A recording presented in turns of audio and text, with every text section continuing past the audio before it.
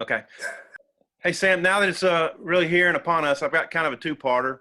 What's it been like preparing for a team that you were, with last year? And secondly, what do you expect from them offensively with a new coordinator in Monken? What kind of concepts and the quarterback situation? Well, going against Georgia, we know what great talent they have, and obviously how well they're coached. They're certainly a big football team. They're built for the SEC. What they're going to do on offense, we're really not sure. They may piece a little bit in from Ole Miss, a little bit from Southern Miss, a little bit from the Browns. We're doing a little bit of all of that. We're trying to be prepared for a little of a lot of different places that Monken's been to. Obviously, their O-line coach has had experience in read and gap scheme reads, and so we're just trying to prepare for everything from the Browns all the way to Southern Miss and Ole Miss. And their quarterback situation, it looks like maybe Mathis might get the first snaps. Have y'all got a sense there? No, I haven't had a personal conversation with Kirby and ask him who he's going to start. I mean, I think you're guessing as much as we are. But I can guarantee you or us or anybody else going to know who that starting quarterback is from Georgia until he runs out there. And that's Kirby's belief, and that's what it should be. If that's what he believes, that's what it should be. Nate? Sam, is there a contrast in styles in the two quarterbacks as far as how your defense prepares? Absolutely. I mean, with JT Daniels, I mean, you go back and watch the Fresno State game from last season. I mean, he's just throwing darts and can throw at any angle. He's a shortstop. He's a right fielder. He can do anything he wants with football. And of course, DeJuan, I was there at Georgia with DeJuan, and we know what kind of arm he has. But he would be maybe a little bit more of a dual threat, because he certainly can run. He can actually fly. He's really fast. And to be honest with you, guys, I'm really excited. If he plays against us, I'm excited. I'm excited for him because he had surgery that might not allow him to play, and he's come a long way. And certainly we're not wanting to play against him because he's such a talented young man, but I'm certainly thrilled that he has been cleared and is ready to get his football career back on course. Wonderful kid. Scotty? Hey, Coach, looking through the depth chart for this week, I see a couple of young guys, Miles Slusher and Kari Johnson. They're in your two deep. Just what did they show you in camp for you to put them there? Well, Slusher has been a mature, athletic guy ever since he walked in the door, and really, really excited about his future here. He's a physical player, very knowledgeable, well coached out of high school, and he got speed. So those things certainly is why he's in our two deep. And who else did you say? I believe it was Kari Johnson.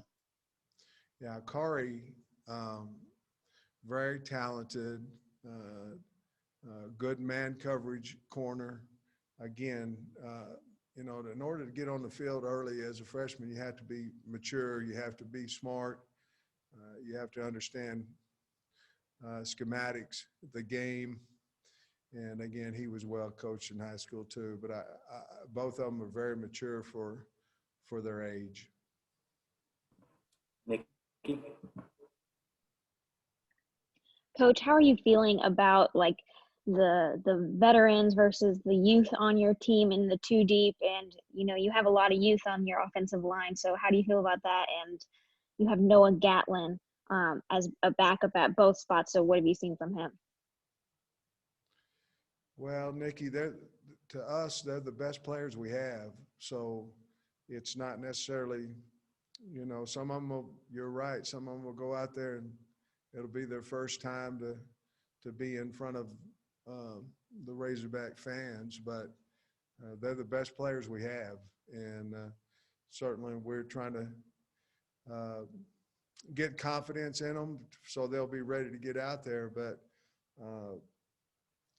Gatlin's done a nice job on both sides, left and right. Obviously, we're giving him an opportunity to start at right tackle, but he certainly can play both spots. We are young. We understand that, but young's going to get better faster than old. So we feel like we've got him in the right spot. Bob. Sam, I know the game's played on the field, not in some Las Vegas sports book, but you guys are 24-point underdogs. And I don't know if you watched Kirby's deal today, but I wrote this down. Somebody asked him, the schedule really picks up after this game with tough SEC opponents, and then they were asking about important to set the tone for more difficult games down the road. I don't know, is that what do you think when you hear that and being such a big underdog? Is that something you use to motivate your team? Well, it's the first game, new coach, new players. We shouldn't need anything extra to motivate us. Kirby Smart, I promise you, is preparing for us as hard as he would Alabama. That's his makeup. Very, very outstanding coach, and he'll have his team prepared to the max, regardless of what the point spread line is. But if we need motivation, it won't come from anybody's comments. It'll come from inside. Dudley. Coach, obviously it's been a strange situation with the pandemic, but you've been able to get such a good recruiting class going, even without a lot of these guys having been able to, get on campus. What's been the keys for your staff doing that, and how do you keep it going, and what can you do during the fall and when they're not able to come to campus and at least interact with y'all? Dudley, I think it's just continue to do what we're doing. Obviously we can't do anything person to person until at least January. I think I'm very fortunate to hire a good group of recruiters, and recruiting is constant interaction. And I think our guys do a really good job with that. And I think they're believable because they are just who they are. It's not a fake persona of who you may be one time and somebody else the next. And I think kids and families have enjoyed that part of our coaching staff. We still have a few more to go, so that we're really concentrating on that and continuing to try to get the 2022 kids. Carlos. Coach Carlos Chica with Azteca America. It's a first year here as a coach. Two things. How nervous are you about the first game, and how worried about the first game? Well, I'd be lying to you if I didn't say I was nervous. I think, but I'm nervous. I was nervous when I was an O-line coach too. Nervousness comes from just making sure that you're prepared in every way you possibly can be. And a guy that's probably not nervous probably won't be quite as prepared as he needs to be. It being against Georgia, never in my wildest dreams when I took the job that I think that Georgia would be the first opponent, but it is. And, I want to say this, that I'm very, very thankful and grateful to have had the opportunity to coach at Georgia and to coach under Kirby Smart. I learned a lot, and he was very, very good to me.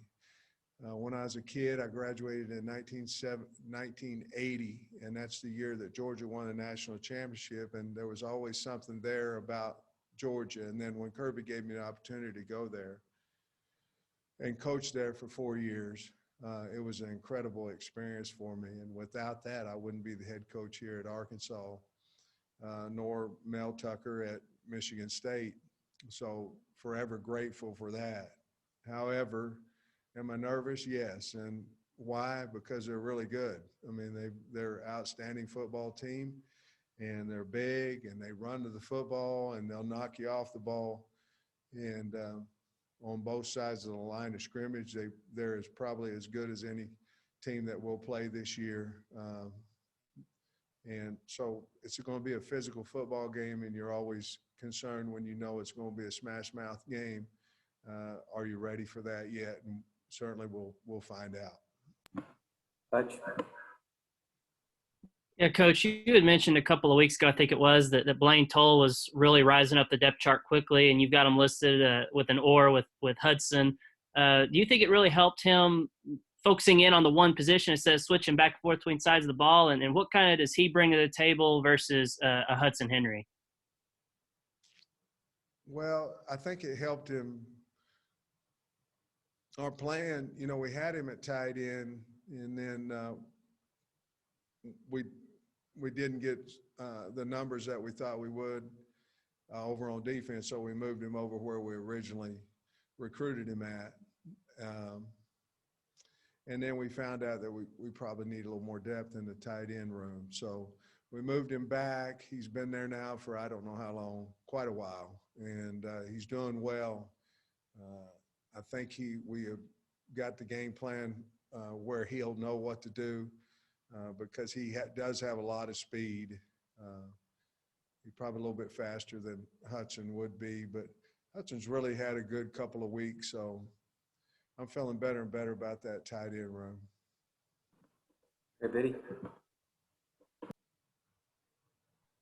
Yeah, Coach, I was wondering if you could just talk about what you guys have coming up this week in terms of practice schedule. Some coaches practice Mondays, some don't, some practice Tuesdays. Just how you guys kind of have it laid out.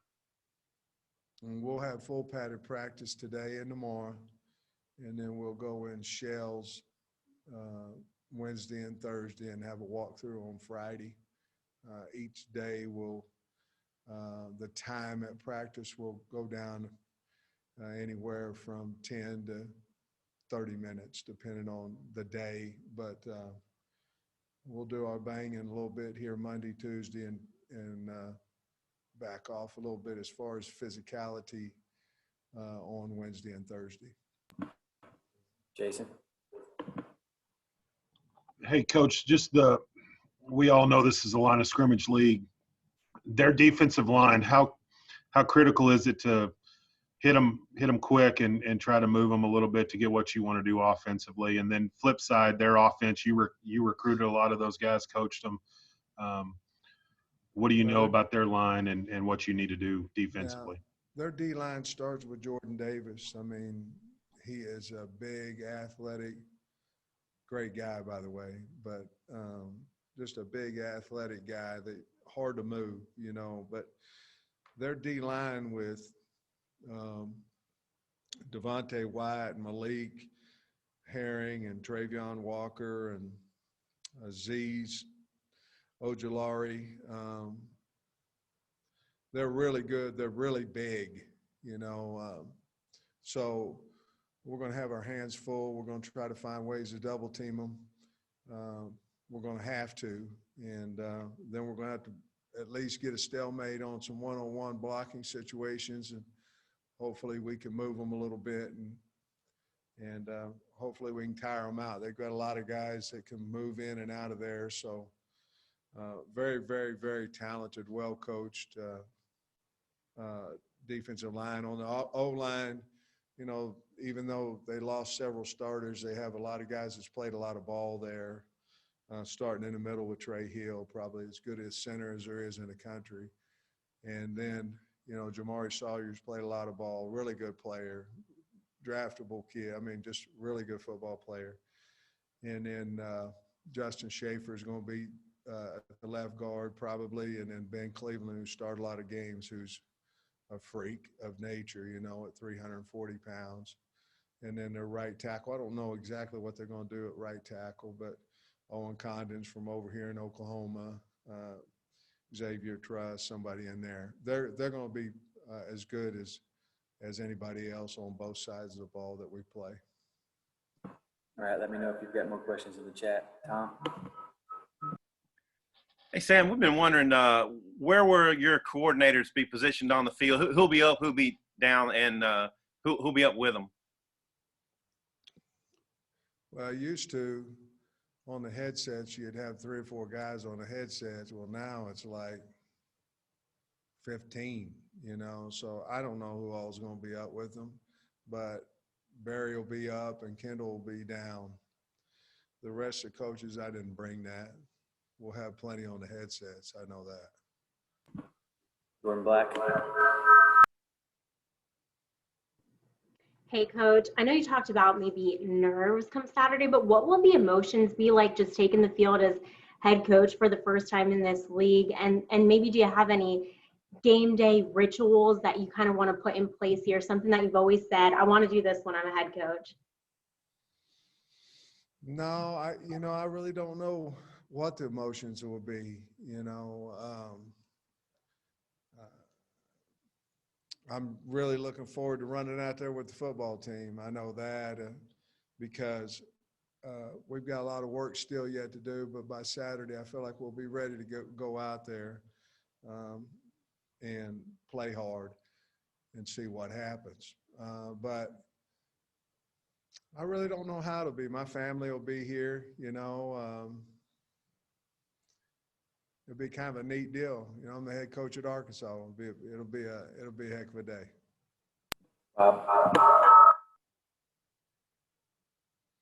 Sam, everybody thought Georgia's quarterback was going to be, I guess, was Newman, the guy from Wake, and then he opted out. How big a surprise was that? And do you guys have a sense for who they're going to start, or do you really not know? No, we really don't know. I know that they played both JT and DeJuan in every scrimmage, So was I surprised about the opt-out? Yeah, a little bit, but, Georgia's got some good quarterbacks. So I think they're loaded enough to where it won't bother them too much, I understand the opt-out and the reasons and all those things, but they're still loaded with at least 2 really good quarterbacks. So I really don't have any idea who they're going to play for sure. They're probably going to play them both. Nate? Sam, do you feel you've got everything accomplished that you expected to for the preseason camp? And was there anything going into this game that's actually better than you anticipated during the summer? No, I don't know if it's any better than what we thought we might get. And a big reason that's been COVID. I mean, it's hard to get continuity and things of that nature with quarantine and COVID and all these type things. So I think if it wasn't for that, I think we'd be right on schedule. But we're not the only team in the country that's affected by that. Everybody is. So I think we're probably about as far along as we could possibly be in our situation.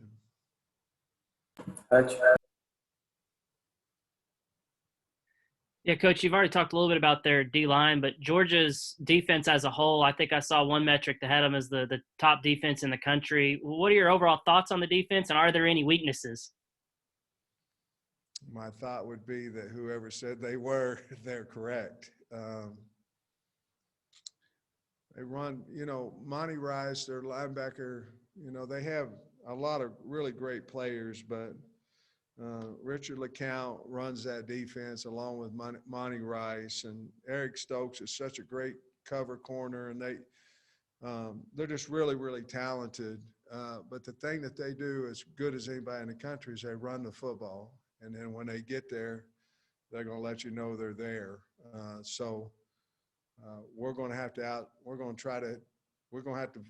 outstrain them. We're going to have to try to be physical. We're going to have to do all these things that they're going to do because they're going to try to come in here and intimidate us. It's what they're going to try to do. And I know that because I've coached there for the last 4 years.